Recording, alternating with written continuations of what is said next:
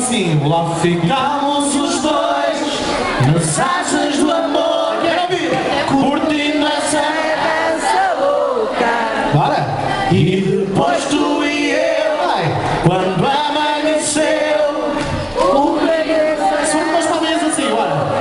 Dançar. Lá ficamos os dois nas asas do amor. Ouça. Curtindo essa dança louca. E depois tu e eu, mas amanheceu, essa dança louca, dançando quizou. Dançando quizou para todos vocês, bora! Quem gosta desta música foi os nossos fãs! É por favor, você quer? E como os papinhos comigo? Dançando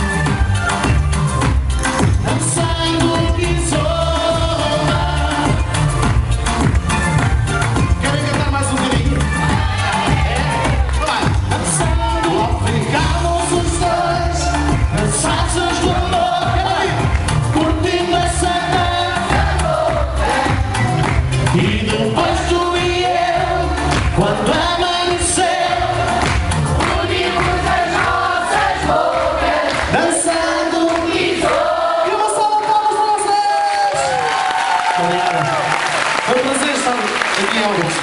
Da próxima. Peraí, não vou embora. Venham cá, rapidamente. Nós temos falado umas coisas. Nós agora andamos numa de viajar com os artistas. A 94.8 FM não para. Estivemos em França. Estes meninos que ninguém vê, não é? Que passaram perfeitamente despercebidos da discoteca. Completamente. Lá vai o apresentador e apresenta os Némanos. Quando eu apresento os Némanos, quase que era completamente. Não é? Foi ou não foi? O João teve O palco era completamente destruído porque os fãs são muitos em França, muitos mesmo. Mas eu fico muito orgulhoso quando soube que esta canção dos Némanos é das mais tocadas no Brasil, é das mais tocadas na Argentina e é muito bom saber que eles são da nossa região e sabes que Óbidos tem este condão. Óbidos dá-se bem com toda a gente, por isso mesmo fizemos questão em trazer a gente de Peniche também aqui à nossa gala. Eles são Peniche, não te esqueças daquela viagem à Belém que me permitiste. Um aplauso para os Némanos, por favor. Muito obrigado. Vou chamar para entregar este troféu relativo à revelação, não creio que seja ainda. Vou chamar, por favor, o Sr. Vereador Paulo, que hoje teve um papel preponderante na partida que pregámos ao Arte Sullivan, mas eu não vou contar já. Posso pedir um aplauso, por favor?